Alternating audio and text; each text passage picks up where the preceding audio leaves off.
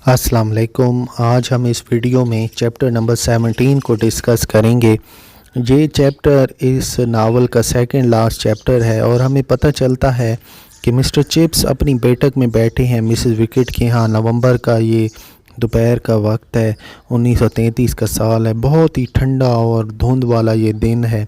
Mister chips के पास हिम्मत नहीं थी कि वो बाहर जाए। उन्होंने अच्छा महसूस भी नहीं किया था जब से जंग बंदी का ऐलान हुआ था। उनको ऐसा लगा था कि उनको थोड़ी सी ना ठंड लग गई थी जब वो गिरजे में इबादत के लिए गए थे। मैरी वेलोस सुबह आए थे अपने 15 रोज़ा चेकअप के लिए। सब कुछ ठीक है ना? बेहतरीन महसूस कर रहे हो ना? तबीयत ठीक है ना? देखो अंदर ही रहना, बाहर बहुत ज़्यादा फ्लू फैला हुआ है। काश मुझे तुम्हारी ज़िंदगी का 1 या 2 दिन मिल जाएं। उसकी ज़िंदगी, मिस्टर चिप्स की क्या ज़िंदगी उसने गुजारी। सारी ज़िंदगी का मंज़र उसके सामने से झूम के गुज़र गया जब वो आग के पास बैठा उस दोपहर के।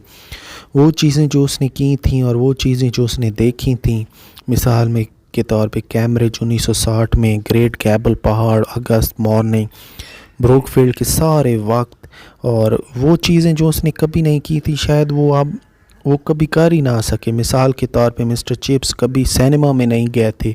मिस्टर चिप्स ने कभी एयरप्लेन का सफ़र नहीं किया था। और ये चीज़ें उन्होंने कहा कि मैं फिर कभी करूँगा, फिर कभी, और फिर उनके पास अब वक्त ही नहीं बचा ये सब कुछ करने के लिए। मिसेस विकेट अपने रिश्तेदारों से मिलने के लिए पड़ोस के गांव गई थी। उन्होंने चाय की चीज़ें तैयार करके रख गई थी कि अगर कोई शायद आए मेहमान तो मिस्टर चिप्स को कोई मुसीबत ना हो। वैसे ऐसे दिन कोई मेहमान आता नहीं है, लेकिन 3:45 बाहर की बेल बजी। चिप्स बाहर गए, वहाँ पर एक छोटा सा बच्चा खड़ा था और उस बच्चे ने कहा, प्लीज़ सर, क्या मिस्टर चिप्स यहाँ पर रहते हैं?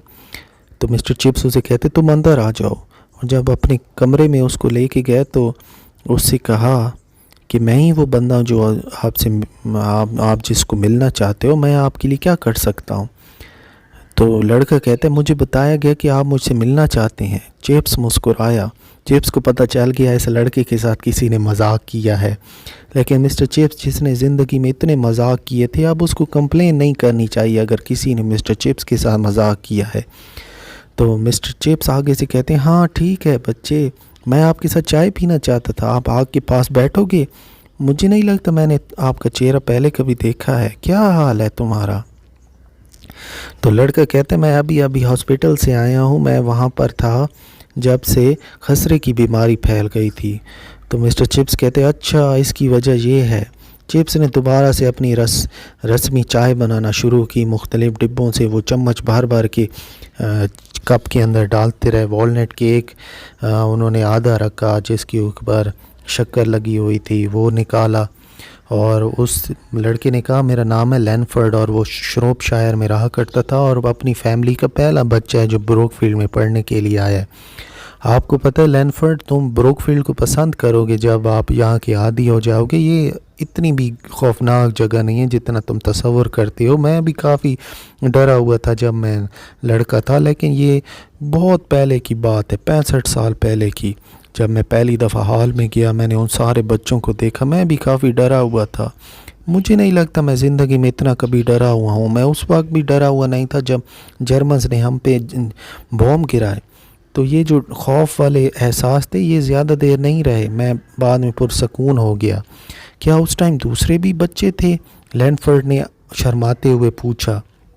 हाँ, गॉड ब्लेस माय सोल। वो असल में लैनफर्ड समझ रहा था कि ब्रोकफील्ड मिस्टर चिप्स स्टूडेंट रहे हैं, लेकिन बाद में मिस्टर चिप्स उनको बताते हैं कि मैं छोटा बच्चा नहीं था, मैं उस्ताद था, 22 साल का उस्ताद। तो लैनफर्ड कहते हैं, अगर आप उस टाइम 22 साल के थे तो अब तो आप बहुत बूढ़े हो गए। तो चिप्स हंसता है और अपने आप में कहता है, हाँ ये अच्छा मजाक किया है आपने। तो हाँ, मैं कोई बच्चा नहीं हूँ अब। तो चिप्स हंसते हैं काफ़ी देर तक। फिर वो दूसरे मामलात के बारे में बात करते हैं, श्रोपशायर स्कूल और स्कूल लाइफ के बारे में। और उस दिन अखबार में जो ख़बर आई थी, मिस्टर चिप्स उसे कहते हैं, तुम एक ना बड़े ही ناسازگار ماحول میں بڑے ہو رہے ہو، شاید یہ جو حالات ہیں یہ ٹھیک ہو جائیں جب تک تم اس کے لیے تیار ہو جاؤ۔ چلو امید ایسے ہی کرتے ہیں۔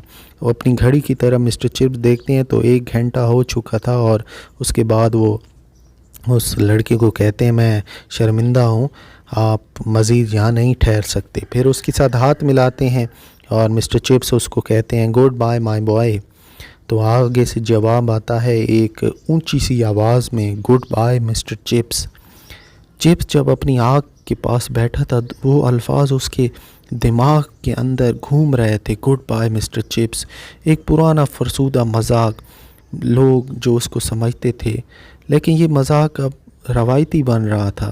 گڈ بائے مسٹر چپس، اس کو یاد آیا شادی سے پہلے کی شام کیتھرین نے بھی یہی الفاظ کہے تھے، اور اس نے مذاق بنایا تھا۔ اس وقت جتنا مسٹر چپس سنجیدہ رہا کرتے تھے اس سنجیدگی کا اس نے مذاق بنایا تھا۔ اس نے اپنے ذہن میں سوچا کہ آج مجھے کوئی بھی سنجیدہ نہیں کہے گا۔ اچانک سے آنسو اس کے رخسار سے بہنے لگے۔ بوڑھا آدمی بے بس ہو رہا تھا۔ بے وقوف سی چیز تھی شاید، لیکن اس کو وہ روک نہیں سکا۔ وہ کافی تھکا ہوا اس نے محسوس کیا۔ لینفرڈ کے ساتھ بات چیت کر کے وہ کافی تھک چکا تھا، لیکن مسٹر چپ خوش تھے کہ وہ لینفرڈ سے ملے۔ اچھا لڑکا تھا، اچھا پرفارم کرے گا زندگی میں۔ آگ وہ جو دھند تھی، دھند بھری ہوئی دھند کی ہوا میں سے بیل کی آواز آئی، حاضری کی، ایک کانپتی ہوئی اور مدھم سی۔